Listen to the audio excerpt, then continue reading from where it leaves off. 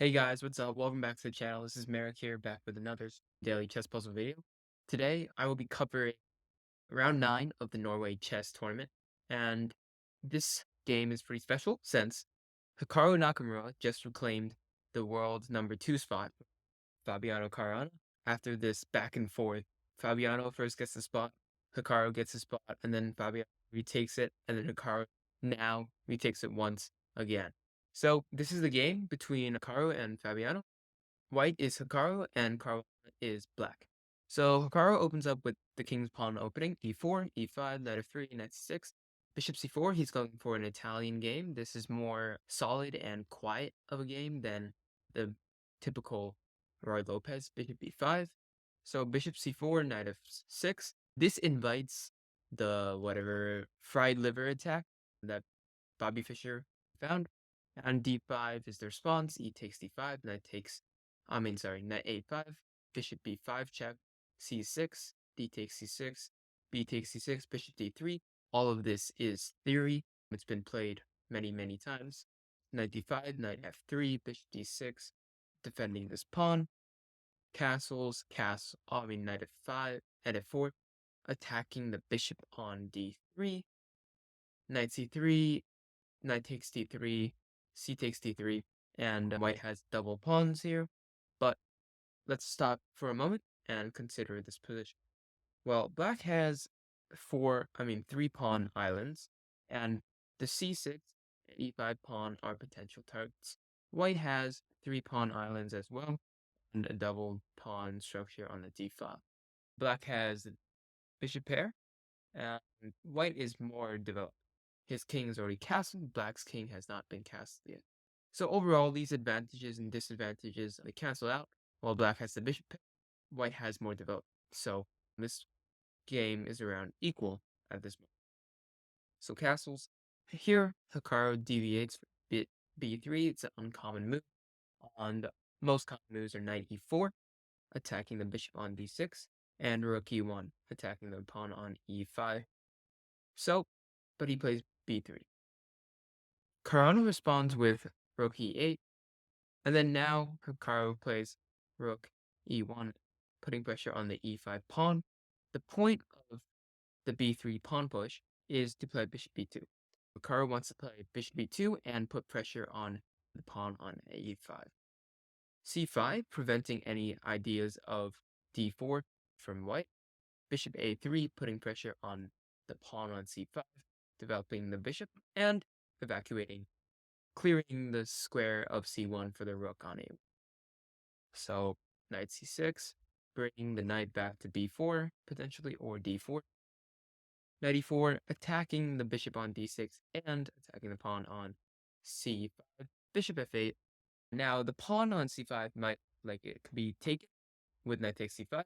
However, queen a5 is a pretty good move. It attacks the bishop on a3, and it attacks the knight on c5. And so this would be much better for black.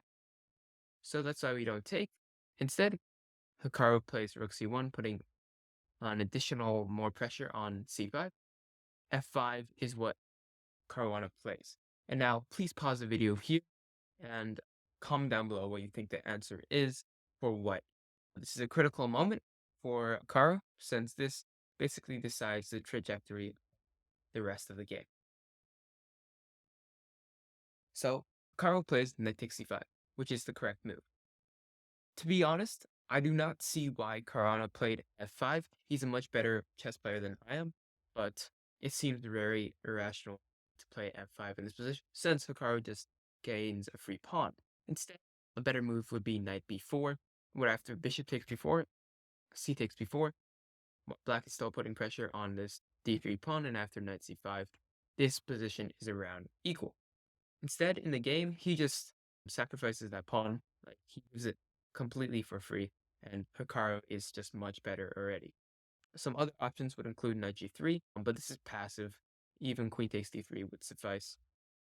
So, knight takes c5 is the only winning option for Hikaru in this position. Queen d5, and the game continues.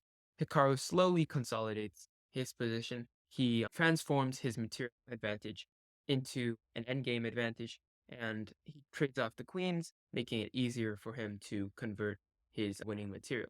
So here, it's also a very good move here since he tries to trade off his double pawns, and he succeeds in doing so with this. And yeah, knight f3, h6, knight a4, putting pressure on the bishop on c8, bishop a6, on knight c3, attacking the rook on d5. And he forces the rook to go to c5, where after bishop a3, he will exchange his bad, well, okay dark squared bishop for black's superior dark squared bishop on d6. So bishop takes d6, rook takes d6, at a4, taking control of the c file once again, knight d5, rook c6, and you can see how Hikaru is making progress. He's just exchanging all of the pieces on the position on the board. Since the a5 pawn will be a really easy target, Hikaru will have no problem converting. Corona plays knight b4, attacking both the pawn on a2 and the rook on c6, as well as defending the bishop on a6. So this is a decent move. Rook d6, keeping an eye on the bishop on a6, so that Hikaru cannot take on a2, since rook takes a6 would win a piece. Bishop b7 is played. Caruana is attacking the knight on f3 and threatening to double the pawns. Knight c3, Hikaru defends the pawn on a2. Rook e8, trying to gain some counterplay here. h4, Hikaru makes some love for his king so that he won't get back range checkmate. f4, rook d4, attacking the pawn on f4. Rook f8, knight e5, threatening knight g6, whereafter he will take the pawn on f4. Rook e8, knight c4, f3, chop that pawn off, bishop takes f3, king h2. Now Hikaru is slowly activating his king, and once he does so, this game is basically completely lost. And you can see how Hikaru just slowly brings his pieces in, activating all of them. And now knight e6, f4, h5, he shuts down Caruana's position. Now there's no potential ideas of trading any pawns. The bishop and knight remain targets, and this rook is terrible as well. So rook a7, Caruana really has nothing to do here. So he just plays some waiting move, rook a7, king g8, he's just moving back and forth. And Hikaru is slowly improving his position. He, in response to rook a7, Caruana's idea is to play a4, gain some activity. However, he just plays a3, preparing b4 in response to a4, where after he would just be pushing all of his pawns, and he would just steamroll right over Caruana. So king g8, f5, rook e7, king f4, activating his king, and d4. Caruana resigned here because, well, Hikaru's pawns are just coming in. d5, king e5, f6. He's going to break through everywhere, and he's just going to be completely winning. So that concludes the game.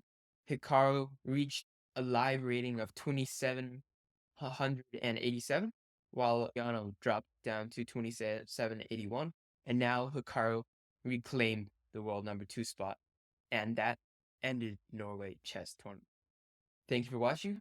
I hope you guys enjoyed this game and puzzle, and I will see you in day 205.